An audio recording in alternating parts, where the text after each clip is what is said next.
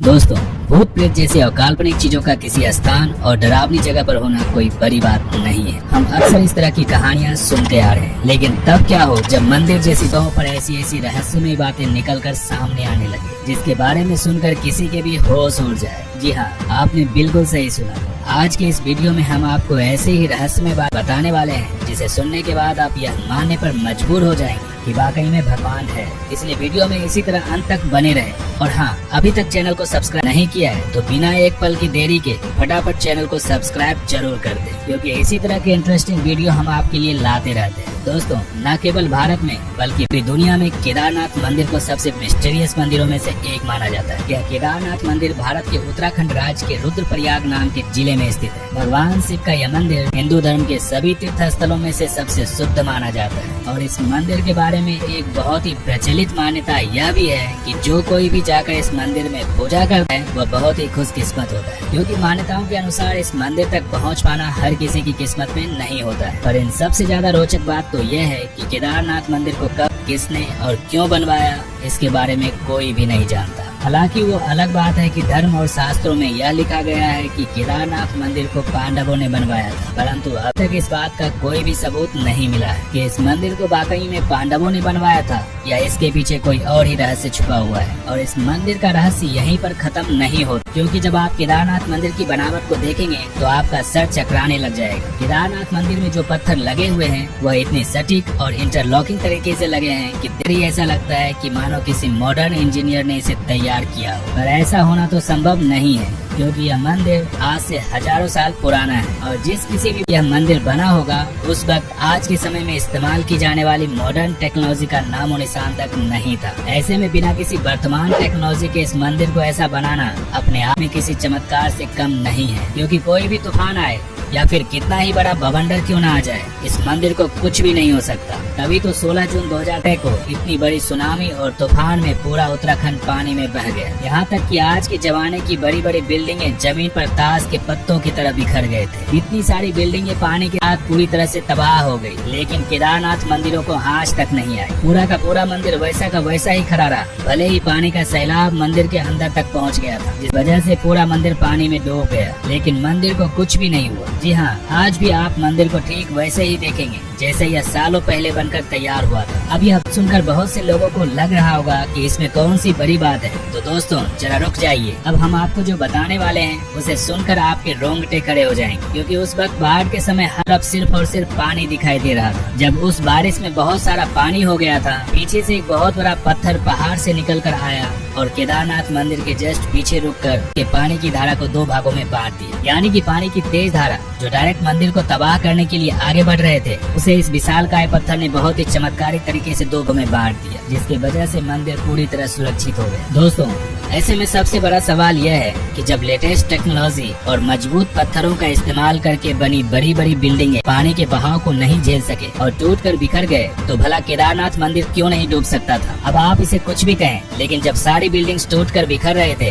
तो एक विशालकाय पत्थर ने मंदिर को सुरक्षित रखने का काम किया। इस घटना के बाद लोगों को यह एहसास हुआ कि सच में जिस केदारनाथ मंदिर की पूजा करने के लिए लोग मीलों की दूरी तय करके आते हैं, वह वाकई में कितना रहस्यमय और चमत्कारिक है। और शायद यही कारण है कि केदारनाथ मंदिर को भारत के सबसे पवित्र और रहस्यमय मंदिरों के तौर पर जाना जाता है। अब जो लोग केदारनाथ के दर्शन करने के लिए गए होंगे उन्हें ये तो पता होगा कि वहाँ पर एक कुंड है जिसका नाम रेतस कुंड है। पर क्या आप यह बात जानते हैं कि जब यहाँ पर कोई ओम का जाप करने लगता है, कुंड में से बुलबुले निकलने लगते हैं। अब जाहिर सी बात है ये कोई नॉर्मल चीज तो नहीं है, इसलिए बहुत से अलग अलग एक्सपर्ट्स और रिसर्चर ने यहाँ आकर इस बात को जानने की कोशिश की आखिर ऐसा क्यों होता है। पर इतनी सारी खोजबीन करने के बावजूद भी उन्हें उनका कोई भी वैज्ञानिक तर्क नहीं मिला। और अभी भी बहुत से वैज्ञानिक सोचने में लगे हुए हैं कि आखिर ओम का जाप करने पर ही इस कुंड से बुलबुले क्यों निकलते हैं। दोस्तों, अगर आपको इस बात का जवाब पता हो तो हमें और हमारे दर्शकों को कमेंट में बताना मत भूलिएगा। अब दोस्तों, यह बात तो आप भली भांति जानते हैं कि केदारनाथ एक ऐसा धाम है जो 6 महीने खुला रहता है और 6 महीने बंद रहता है। पर दिमाग को हिला देने वाली बात तो तब पता चलती है जब 6 महीना यह मंदिर बंद रहता है, तो यहाँ सबसे ज्यादा अजीब अजीब घटना घटती है, जिसे वहाँ के लोग महसूस भी कर सकते हैं।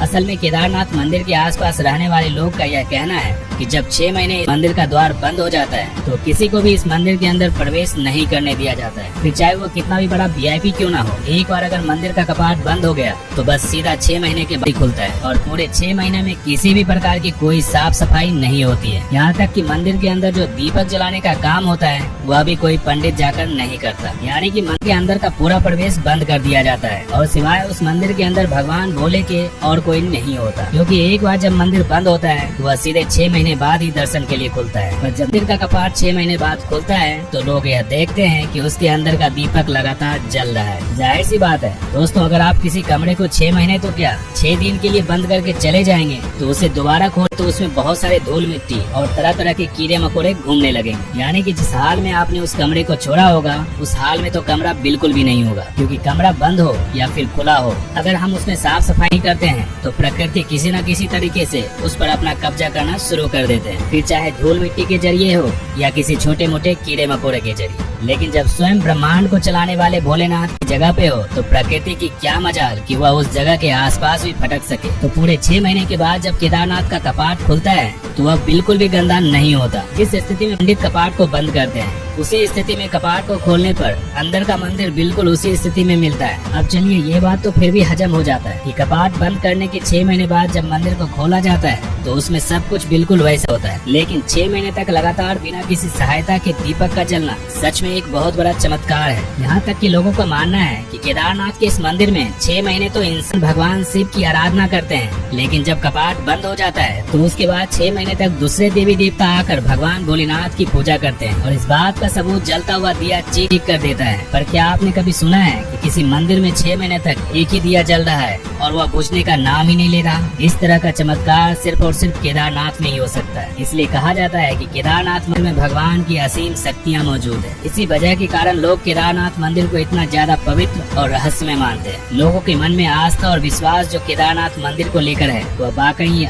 क्योंकि यह मंदिर खुद ही बहुत अद्भुत है। इसकी तुलना हम किसी भी दूसरे मंदिर से नहीं कर सकते। हालांकि कहने को तो यह भगवान का घर है, वैसे बाकी मंदिर भी भगवान के घर है, लेकिन जो चमत्कारिक शक्तियाँ आपको केदारनाथ में आने के बाद महसूस होंगे वह आपको कहीं भी महसूस नहीं होंगे। मंदिर के अंदर कदम रखते ही ऐसा लगता है मानो स्वयं भगवान शिव का हाथ सर पे आ गया है और अब सारी तकलीफ खुद ब खुद ही मिट जाएंगी। बाकी आप केदारनाथ मंदिर में होने वाले चमत्कार पे कितना विश्वास करते हैं इसके बारे में हमें कमेंट में जरूर बताइएगा। और इसी तरह के नॉलेजेबल वीडियो को लगातार देखते रहने के लिए वीडियो को लाइक, शेयर और चैनल को सब्सक्राइब करना बिल्कुल भी ना भूले। हर हर महादेव।